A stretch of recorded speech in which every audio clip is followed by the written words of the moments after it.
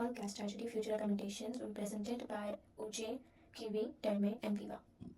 This recommendation is based on the idea that not all locations are equal in risk. By mapping out potential hazards and assessing the characteristics of surrounding communities such as population density, healthcare access, and mobility, we can identify areas that would suffer most in the event of disaster. This is about making industrial planning safer, smarter, and more ethical by aligning decisions with both physical and social realities. To carry out these recommendations, we recommend developing a standardized framework using the SVI, the Social Vulnerability Index, which is used to measure and assess the community risk factors and combine it with environmental hazard data. Next, collecting spatial and demographic data from public database and local surveys, which allows an in-depth review in surrounding land data and the population demographic and providing a link with local communities to understand the concerns.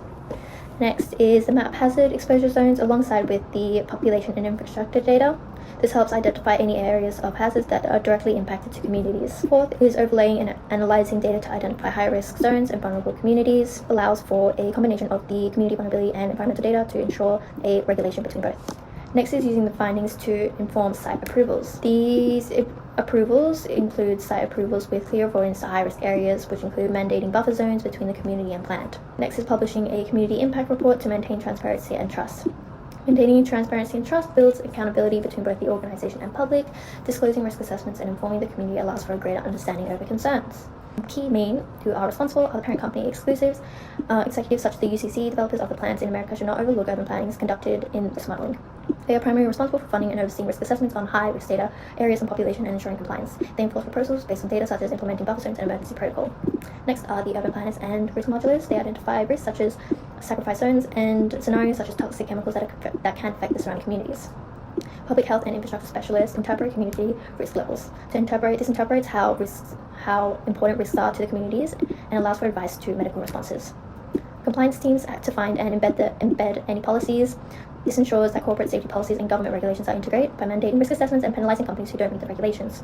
Local government and community leaders are involved in ensuring participation in planning. This ensures planning over high-risk projects, reviewing data and binding agreements, and safety updates allows for co-decide approval. Geographical risk assessment should be done during early feasibility stages before land is purchased or permits are approved. A few months of true analysis should be taken for gathering data, community analysis, and the reporting. In high-risk zones, this time needs to be expanded. It applies to all industrial sites, especially in urban, developing, and environmentally sensitive areas.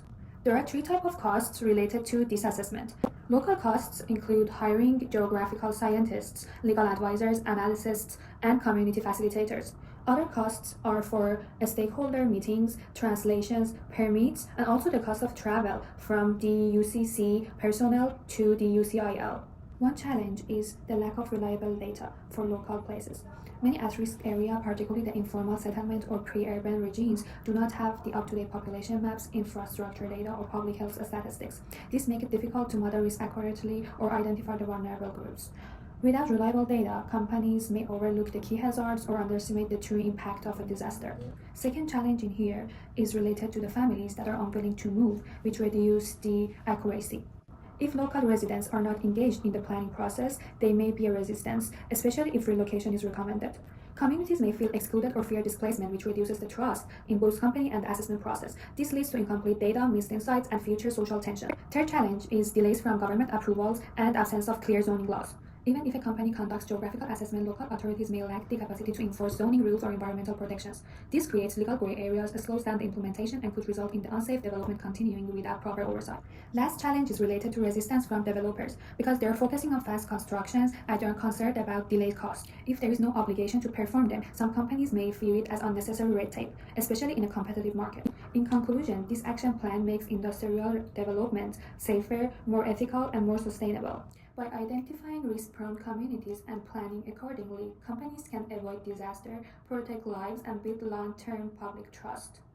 The UCIL disaster evidently showcased that there was a critical misalignment between the organization's internal operations and the influence of local cultures and linguistic barriers of how management conducts itself in India. As consultants, we recommend a twofold intervention: the implementation of regular community-focused mock drills, and the provision of all safety-related instructions and materials in Hindi, the primary language spoken by majority of UCIL's workforce. These initiatives aim to foster a culture of preparedness, reduce reliance on informal practices, and increase overall comprehension and compliance with safety protocols, thereby addressing the systematic failures that contributed to the tragedy.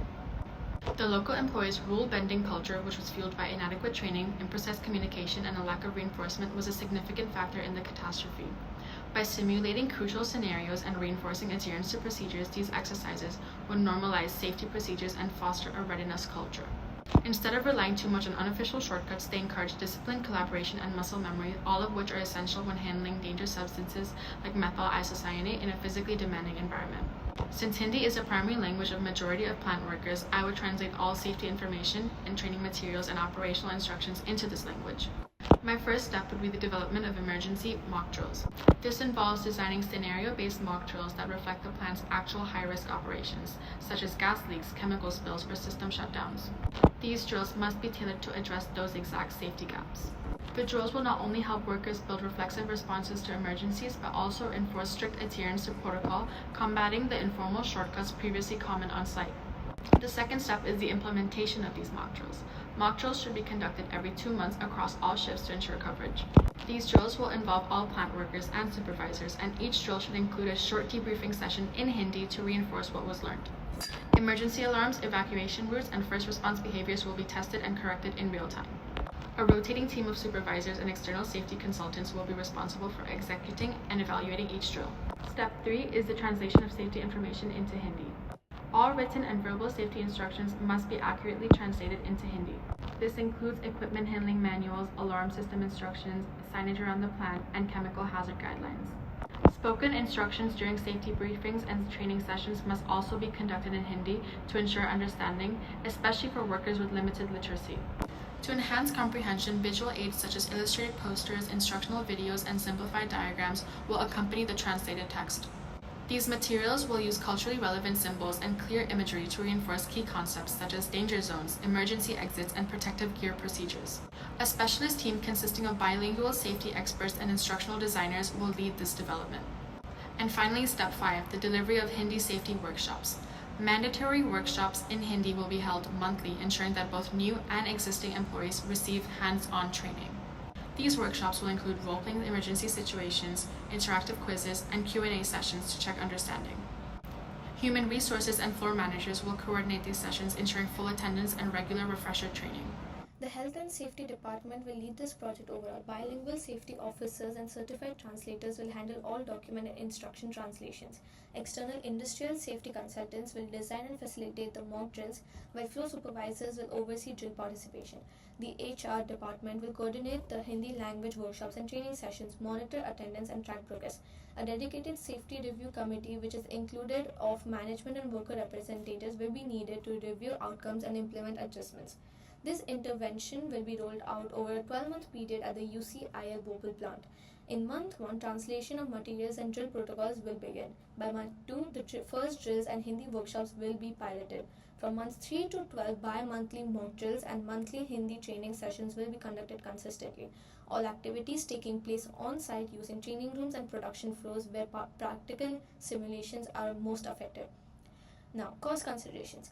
While exact figures depend on scale, expected cost types include personnel costs such as translators, consultants, and trainers, material costs, printed guides, safety, signage, video production, and more, opportunity costs such as plant downtime during drills, and administrative costs such as planning, evaluation, compliance, and monitoring. These costs are essential and far outweigh the social, legal, and financial damage that could result from another safety failure. Moreover, these are some potential challenges that could be foreseen, including resistance to change, especially from long-term employees or upper management hesitant to adopt new procedures. To mitigate this, leadership must be visibly involved. The parent company must constantly monitor progress, and the program's life-saving intent must be communicated clearly. There's also a risk of miscommunication in translation, which can be reduced by thorough review by bilingual safety professions. Another challenge is logistical disruption due to drills, which can be managed through careful scheduling. Lastly, low engagement during training may arise. This can be addressed by making workshops interactive and incentivizing active participation.